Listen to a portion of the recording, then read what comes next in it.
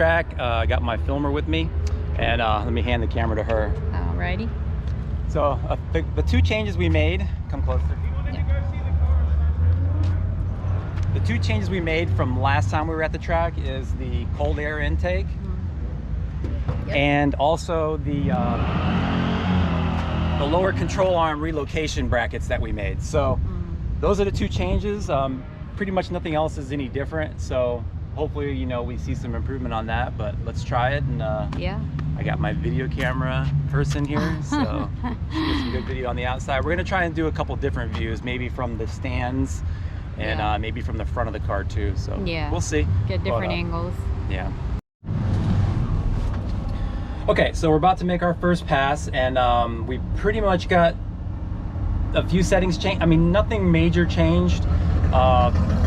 I played with the launch control a little bit to try to kind of calm down the popping, which is a lot of timing taken out. You know, I was taking a lot of timing out to get it to do that. So I don't think I need that much. So I tamed that down a little bit by raising the timing, and got the launch boost right around 280 kPa, which should be pretty good. That should be fine. It should leave fine on that. Hopefully, we'll see. But and it's staying more consistent too. It's not all over the place. It's more of a consistent RPM and boost. So that's pretty much all I've really changed. We're still running the same, around 32 pounds of boost, and the nitrous is turning off after the launch. So let's give it a go, see what happens.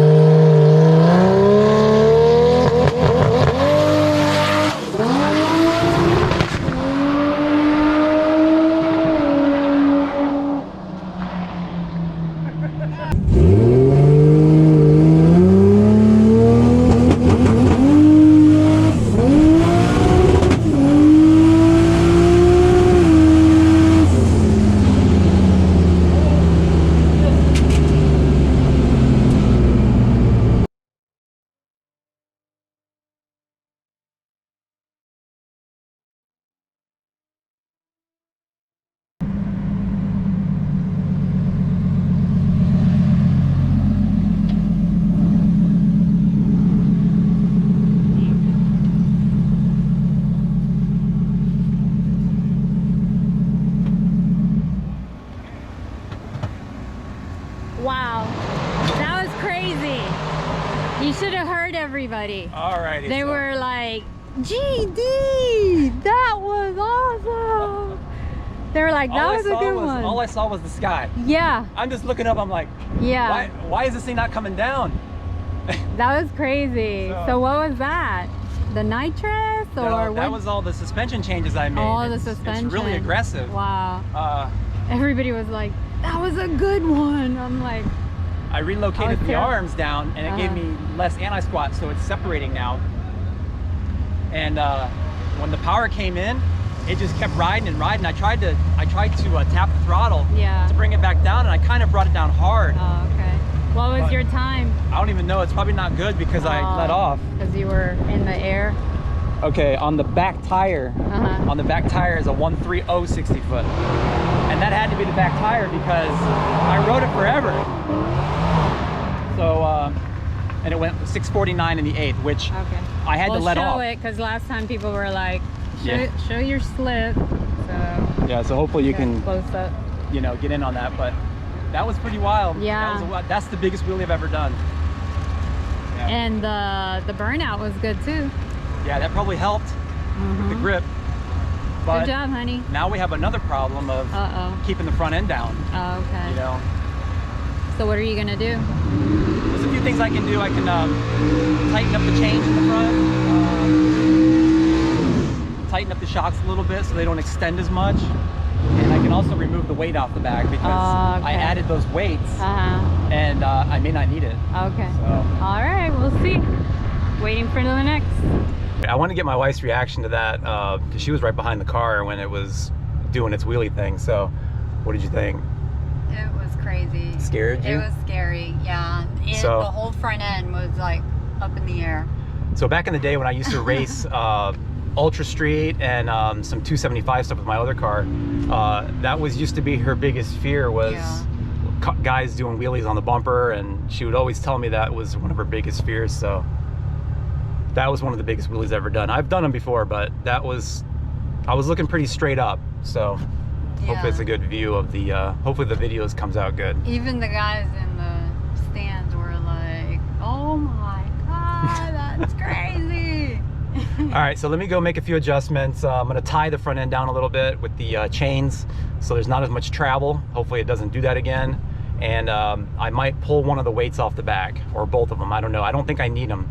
The lower control arm repositioning really made it bite. Like it's really aggressive. So we do have another hole I can move it on, but I'm not gonna do that. I think tying the front end down and then taking some weights off the back may be enough. So we'll see, and then we'll try it again.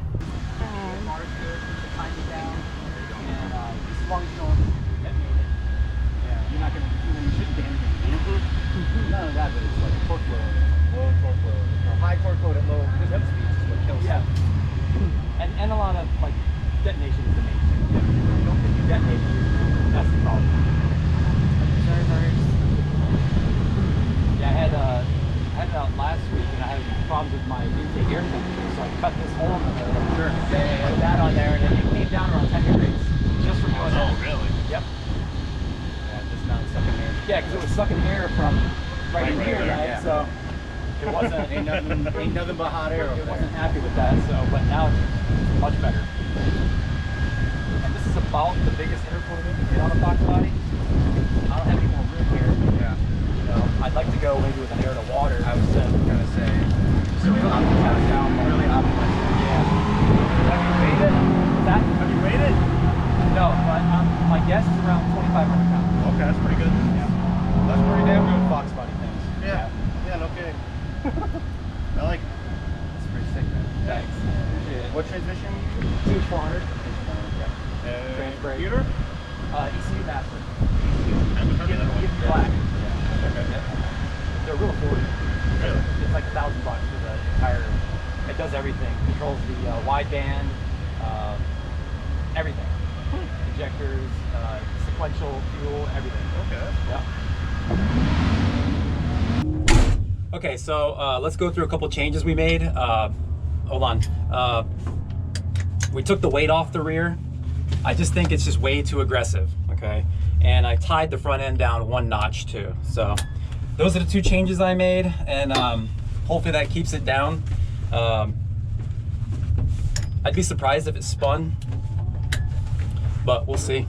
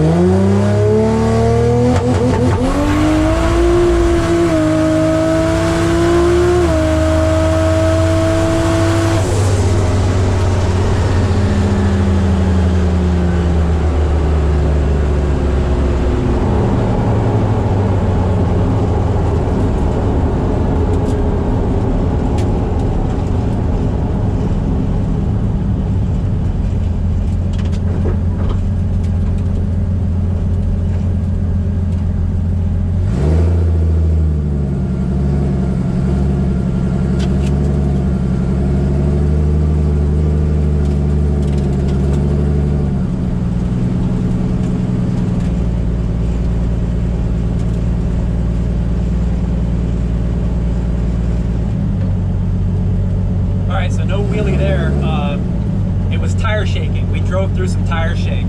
I felt it chattering the whole time, but I kind of just drove through it because it really wasn't that bad. Because I kind of want to get the data and I want to see what the log is doing. So I didn't want to get off the throttle and back on and get off. I wanted to see an actual entire log. So we'll see what it looks like. I may have to put one of the weights back on and go from there.